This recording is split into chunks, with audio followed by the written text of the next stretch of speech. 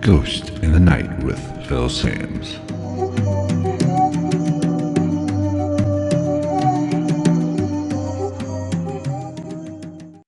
What is going on, everybody? Welcome to episode number 66 of Ghost in the Night, a Hauntings and Paranormal podcast. I'm Phil Sams. Thank you so very much for taking time out of your busy schedule to check out this podcast. Today, we're just going to talk about some random shit that's kind of popped up into my head. No real agenda on the table, but I do want to focus on haunted locations that you have to pay to go investigate, to visit, to spend the evening in, or just a few hours. A lot of these are places that you see on the paranormal reality shows. Ghost Adventures goes to these type places.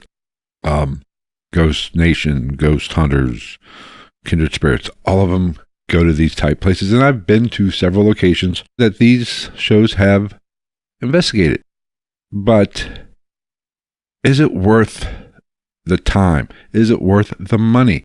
Because a problem that you run into with these type locations is it's about the money. And especially these places that have been featured on any of these shows, you know, they get a lot of exposure. They really get to take advantage of that exposure that they get on that show. So they can be hard to get into. Naturally, when they get that exposure, the prices go up. They can charge what they want because people want to go to these places. People want to actually investigate places where some of these shows have been because of, you know, naturally the nature of that beast, because they, you know, promote it. They generally in an hour find an abundance of evidence or supposed evidence, which we know what that really means. They're there for 4 or 5 hours and they take the highlights and make a 45-minute show out of it. So you're setting yourself up for a lot of disappointment, a lot of aggravation when you go to these places that have been featured on these shows. And when you start dealing with money and when it becomes a business, it gets hyped up. It gets overexposed. It gets basically ghost hunted out. And I wouldn't be surprised if most of these locations don't have any activity at all. It's just hyped.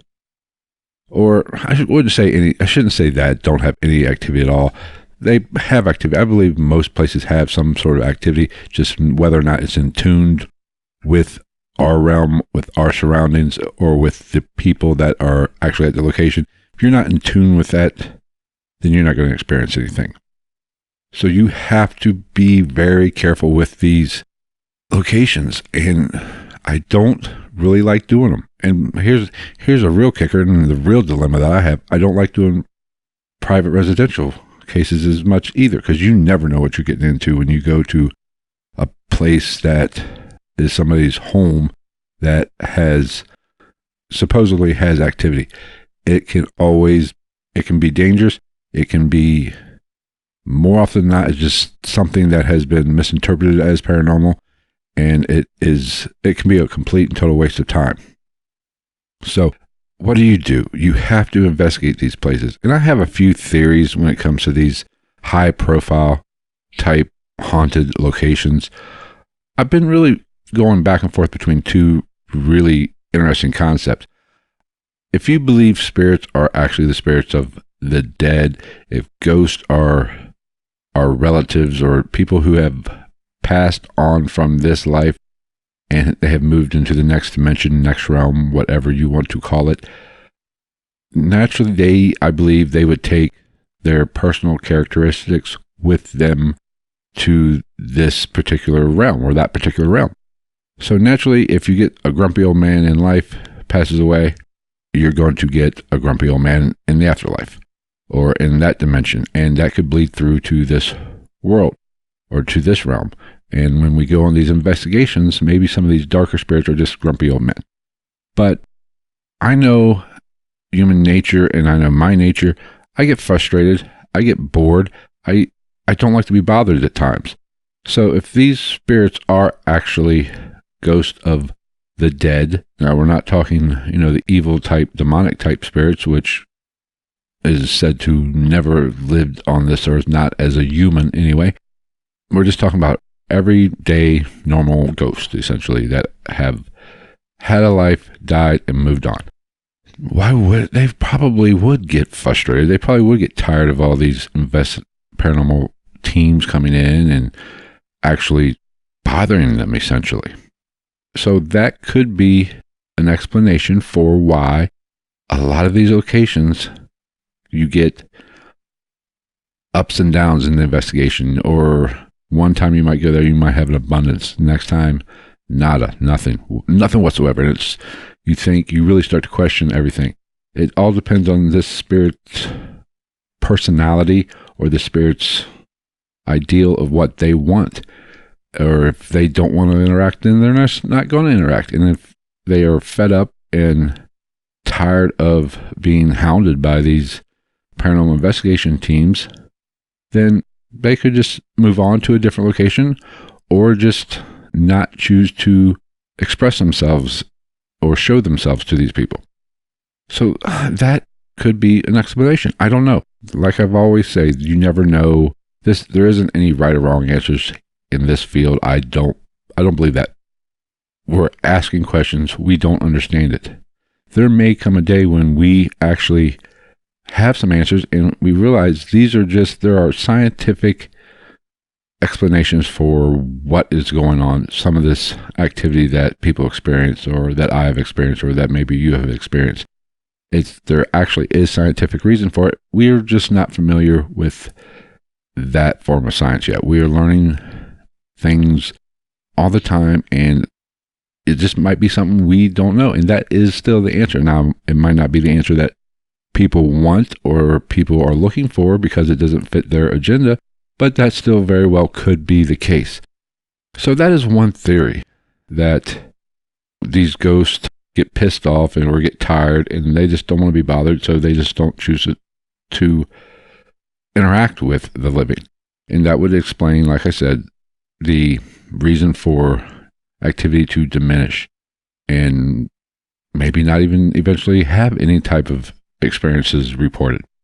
But the theory that I'm leaning to, and the more I study, the more I learn, the more I interact with people in this field, around this field, or that have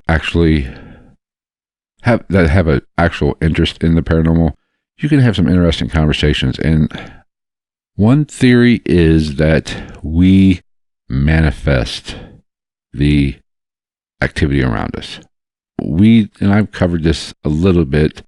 I've, talked about it a little bit in past podcasts, but, we don't quite understand everything about ourselves, about our own consciousness, about our own brain activity. We don't know the full power of our own brain. We do not use it all. So who's to say there are people out there that actually do believe we open portals? We can do it subconsciously, not knowing that we're doing it. I mean, naturally you have portals that can be opened through ritual witchcraft, or just general ritual activity, or ritual ceremonies, I should say. But our brains, our psyche could be opening portals or causing some of this activity. Just like a poltergeist activity, which we've covered before, is often found around females in their teenage years, or that are just coming into their own, just starting puberty. They have a lot of psychic energy, and some of this poltergeist activity isn't really spirits. It is actually the manifestation of their psychic powers, or their psychic brain waves, whatever, interacting with the environment around them. And that is the cause of poltergeist type activity. Who's to say we all don't have this ability? And that is why some locations are hot with some groups and cold with other groups. You actually affect the environment, which sparks the activity, or you're actually causing the activity. So we are the broadcaster of the paranormal activity, because there have been a lot of reported haunted locations that at one time they were not actually haunted. There was no reports of any activity. Now, the big thing nowadays is these asylums. I've been to Randolph County Asylum. You have Waverly Hills in Louisville, and Eastern State Penitentiary, places that either house criminals or the less fortunate, the people with mental problems, there's a lot of energy comes along with that. So, people think that that energy and that suffering imprints on the environment and sparks the activity. But I was talking to somebody, last year or sometime, and they remember a time when Waverly Hills, there was no activity in Waverly Hills, or no reported activity. It wasn't really believed that it was a hotbed of paranormal activity or ghosts roam the halls. But somewhere along the way, that changed. Now, did that change for monetary reasons? Or did it just because it looked creepy, because it looked scary, and it looked like it would be haunted? Activities started happening, and people started investigating it, so it started to build.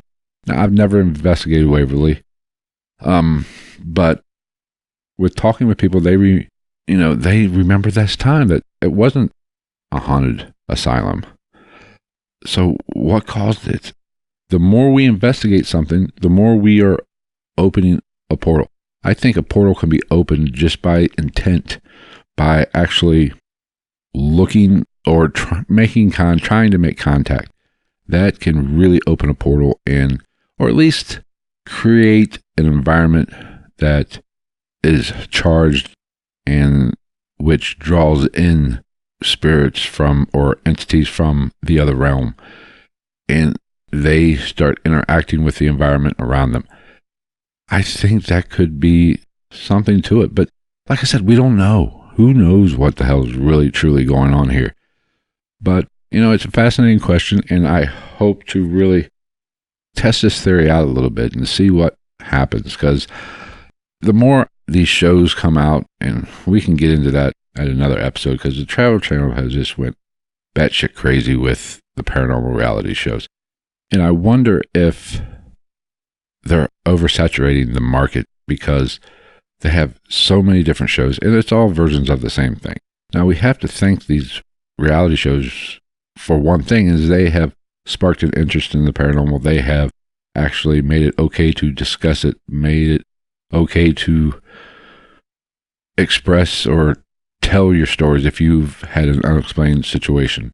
But when you get that much exposure, then everything starts becoming paranormal. And, now we're kind of even moving. There's been a resurgence in Satanism, and I shouldn't say resurgence. It's never went away, but a new satanic panic. In the late 70s, early 80s, you had everybody was scared to death that their children were going to be snatched up by a satanic cult and be sacrificed.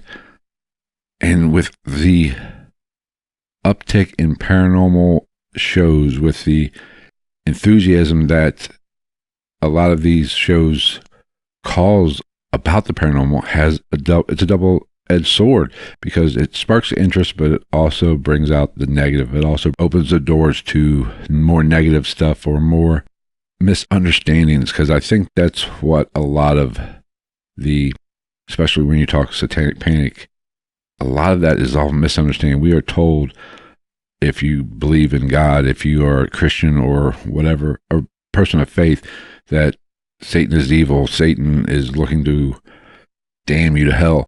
And we are taught to fear the evil. We are taught to fear the unexplained. And if you're not with them, then you are with the other. So if you do not believe every negative thing that happens in your life is because of a demon, because of Satan or Lucifer, whatever you want to call him. So naturally we have this fear. We're taught this fear. And it is one of those things that that programming is hard to overcome. Not everything bad that happens to you is actually caused by some horned creature. No, bad things happen. There's no way around it. Life's peaks and valleys. So now with this resurgence of the paranormal, naturally, satanic practice has been more popular, or has been caught a lot of grief.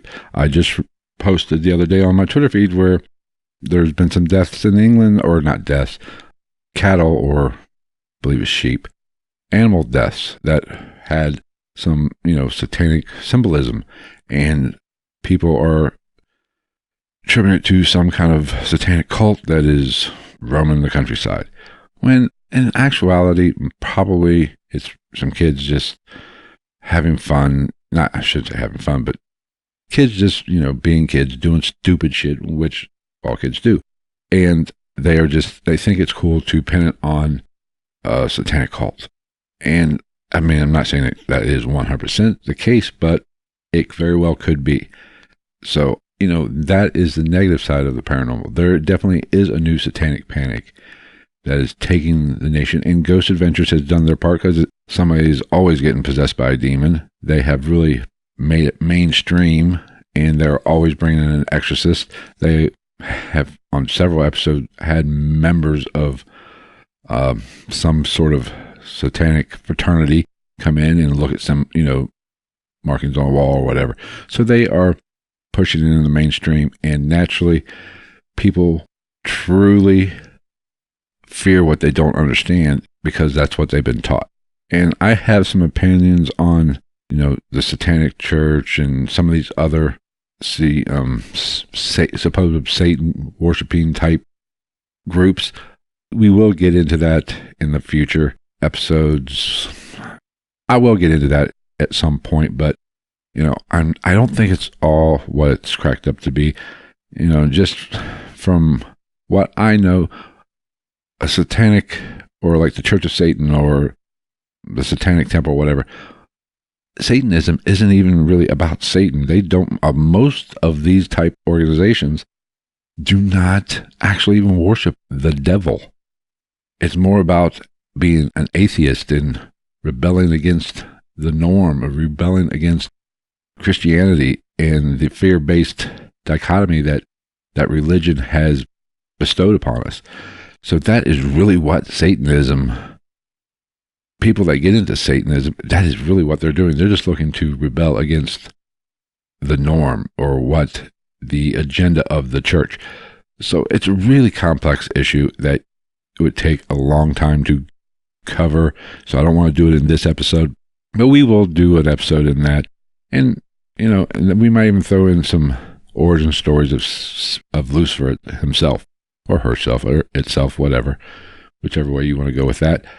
Because that's, that poses the whole Satan story, really, to me, the church didn't think it through very far.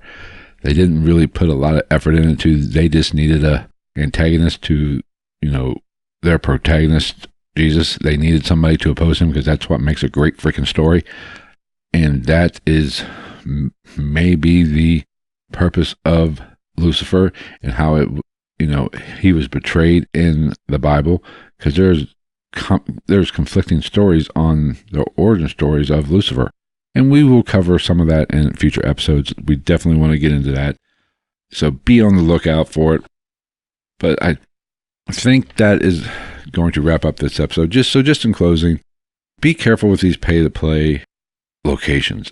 Whenever money's involved, it can be tricky, because they're con artists, they're people looking to just turn a profit, and it can be profitable to say your place has activity. If you can get enough foot traffic in there, and especially if you can get a show to come in and maybe hype it up. So when you do go on these paid investigations, or pay to investigate a place, know what you're getting into. There's a very good possibility that you won't get anything. And that is what most people that get into the paranormal investigation side of this, they've seen the shows, they think it's supposed to be exciting. It's, you get an hour, you don't have to spend an hour in a place because that's what the shows are. No, you have to spend time in some of these places. I've been to several locations multiple times, and each time there's a variance in activity. So you have to spend multiple hours, sometimes multiple evenings or multiple days in an activity or in a location to get activity. You just can't show up in an hour, get bored, and leave. That's a waste of your time and a waste of your money, especially if you have to pay to get into these places. So just be cautious when you go looking for places to investigate. And think about the energy you're taking into these places, because like I said earlier, I'm leaning towards the we manufacture, or we can conjure some of this activity up by our own psyche, our subliminal wavelengths that we're throwing out there, our general attitude that we are projecting into the environment, so we can spark some activity. And if you're bringing negative activity into a location, then odds are there could be negative experiences had. So just be conscious of that. Understand what you're dealing with. And there's no right or wrong answer here. If I'm being completely and totally honest, you need to understand what's going on, but you have to be open. You have to investigate with a certain mindset. And I've talked about that in the past, how you need to be positive. You need to be alert. You should not be depressed or stressed out when you investigate, because that's going to affect whatever activity is in there, just by the mere fact of how you enter a room or enter a location. It's almost like, if you notice, if you have dogs, or I'm a dog person, so I have dogs. Dogs will mimic your attitude. So if you're pissy, that dog might get pissy. If you're happy, go lucky, that tail's wagging and looking forward to seeing you. I think these locations feed off our energies, and they can manifest the activity based on our energy. That's one reason why I don't like investigating in a big group, because there's too many conflicting energies in that room. I'd rather be solo, or just with one or two other people. Ideally, that is my perfect investigation, when it's just me or one or two other people. 3 tops, because then you can control the energy, you can control the surroundings, you can control the noise contamination, you know where where everybody's at, and it makes investigations a lot easier. When you get in groups of 10, 15, even 20 people, it's pretty much a waste of time, because you don't have control over the environment. Too many conflicting energies are coming, too many people with different agendas on the table, so it can make life frustrating, it can make investigating difficult, and it affects the energy of the environment. So I'd say go look at some of these places, try to do an investigation, but honestly, most of them probably are just overhyped and don't have much activity going on there. So that's going to wrap up this episode. Be sure to follow us on Twitter at @night_ghost. That is really the best way to get a hold of me. Send me a direct message. Be sure to follow. We are on Instagram as well at ghost_night_podcast. We have a YouTube channel. So if you're watching or you're listening to this, head on over to the YouTube channel and be sure to subscribe. You can see the video version of the podcast episode. And we do have a Facebook account or Facebook page, which, I post some stuff on there as well. And that is at Ghost in the Night. So check out those. Be sure to subscribe to the YouTube channel, follow us on Twitter, and also, if you like the podcast, be sure to rate and review however you take in this podcast. We are on Stitcher, Spotify, naturally iTunes, TuneIn, iHeartRadio, pretty much anywhere you can get listen to a podcast, we are there. So be sure to share it with a friend. Be sure to rate. Be sure to subscribe that way as well. So until next week, take care, everybody.